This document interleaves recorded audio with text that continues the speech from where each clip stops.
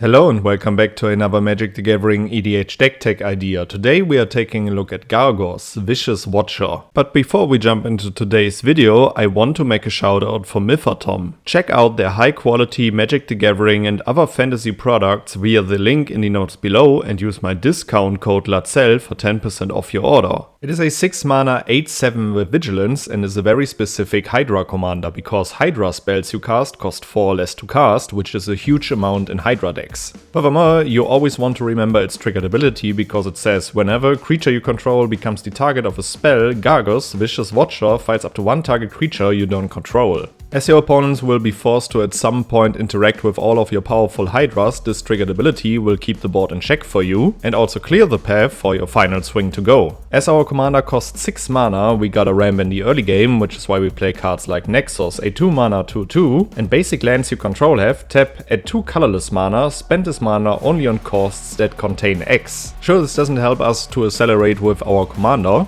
but afterwards we can pay a bunch of additional X mana into the X of our Hydra spells, which will give us a huge boost of power on the battlefield. Due to the fact that most Hydras enter with +1/+1 counters and we also want to discount them, is why we play the Earth Crystal, a 4 mana legendary artifact, and green spells you cast cost 1 less to cast. Furthermore, if one or more +1/+1 counters would be put on a creature you control, twice that many +1/+1 counters are put on that creature instead. It also has an activated ability: for 6 mana and tapping it, you distribute 2 +1/+1 counters among 1 or 2 target creatures you control. This artifact does exactly everything that we want in this deck. It discounts our Hydra spells, it pumps them up even more, and it gives us another activated ability that we can use to power them up even further. As we are a monocolored deck, we also gotta play Emerald Medallion, a 2 mana artifact, and green spells you cast cost 1 less to cast. As we are a tribal deck, we gotta go with Urza's Incubator, a 3 mana artifact, and as it enters the battlefield you choose a creature type, which will be Hydra, and creature spells of the chosen type cost 2 less to cast. Another powerful mana artifact is Aired Heirloom, a 2 mana artifact, and you can tap it to add 1 mana of any color and spend this mana only to cast a creature spell. It also has another activated ability because if you tap it, until end of turn, target creature you control with power 4 or greater gains trample, and whenever this creature deals combat damage to a player, you draw a card.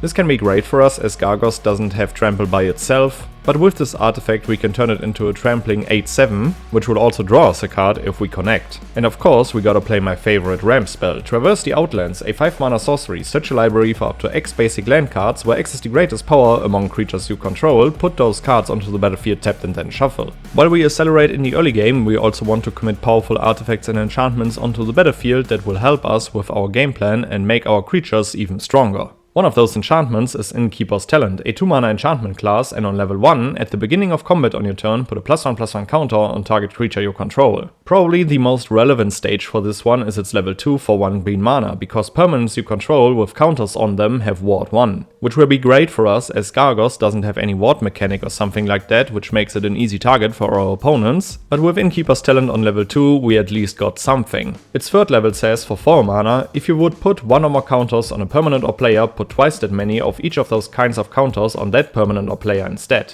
Probably one of our strongest turn 1 plays is Hardened Scales, a 1 mana enchantment, and if 1 or more +1/+1 counters would be put on a creature you control, that many +1/+1/+1 counters are put on it instead. Let's go even stronger, we play Branching Evolution, a 3 mana enchantment, and if 1 or more +1/+1 counters would be put on a creature you control, twice that many +1/+1 counters are put on that creature instead. A very flexible enchantment is Tribute to the World Tree, a 3 mana enchantment, and whenever a creature enters the battlefield under your control, draw a card if its power is 3 or greater, otherwise put 2 +1/+1 counters on it. Another great Anthem enchantment is Sphere Grid, a 2 mana enchantment, and whenever a creature you control deals combat damage to a player, put a +1/+1 counter on that creature. And in addition to that, creatures you control with +1/+1 counters on them have Reach and Trample. And for even more Cardadvantage and Anthem, we play Court of Garenbrick, a 3 mana enchantment, and when it enters the battlefield you become the monarch. And then, at the beginning of your upkeep, distribute 2 +1/+1 counters among up to 2 target creatures. Then, if you're the monarch, double the number of +1/+1 counters on each creature you control. Which means that if you get an upkeep trigger with this one, if you're the monarch, you will most likely be strong enough to at least take a player out. And now let's talk about Hydras that we are playing in this deck. We play Neverwinter Hydra, a 2 green and double X/0/0, and as it enters the battlefield, roll XD6. It enters with a number of +1/+1 counters on it equal to the total of the results. And then it has Trample and also Ward 4, which makes it close to untargetable for your opponents. We play play Rampaging Etherhood, a 5 mana 4/4 with Trample and Ward 2, and at the beginning of your upkeep you get an amount of energy equal to this creature's power. Then you may pay 1 or more energy,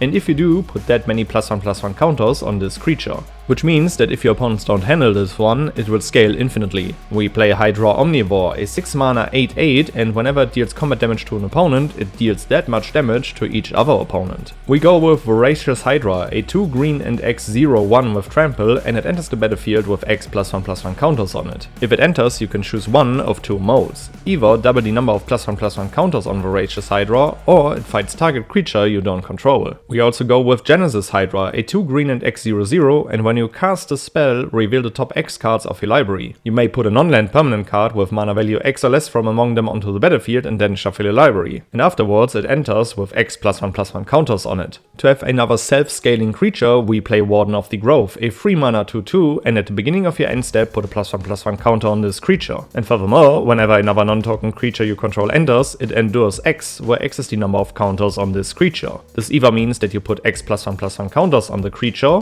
or you create an XX White Spirit creature token. And now let's talk about Cardadvantage. When it comes to that, probably the strongest card in this deck is Terra Symbiosis, a 3 mana enchantment, and whenever you put 1 or more +1/+1 counters on a creature you control, you may draw that many cards, do this only once each turn, which is an extremely powerful effect considering that we are playing a bunch of Hydras that enter with X +1/+1 counters on them. To also enable trample on all of our creatures, we play Gargos Uprising, a 3 mana enchantment, and when it enters, if you control a creature with power 4 or greater, you draw a card. In addition to that, creatures you control have trample, and whenever a creature you control with power 4 or greater enters, draw a card. As we are a mono green deck, we also play Rishkar's Expertise, a 6 mana sorcery, draw cards equal to the greatest power among creatures you control, and then you may cast a spell with mana value 5 or less from your hand without paying its mana cost. We also go with Return of the Wildspeaker, a 5 mana instant, choose one. Either draw cards equal to the greatest power among non-human creatures you control, or non-human creatures you control get +3/+3 until end of turn.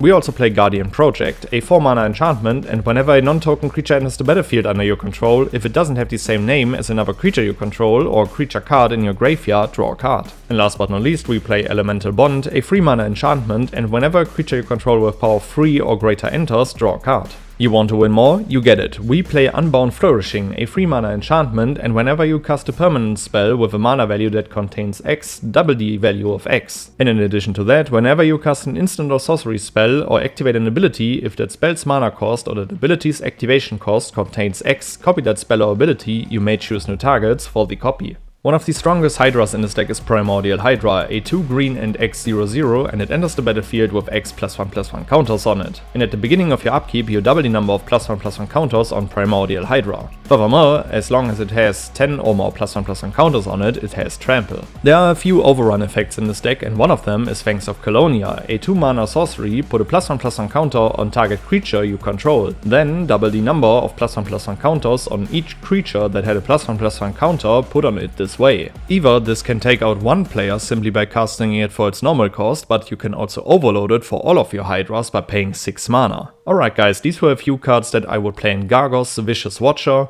Let me know which cards you would add to the deck, which legendary creature I shall feature next. Make sure to check out my full deck list in the notes below, and then I would say see you in the next one. Goodbye guys.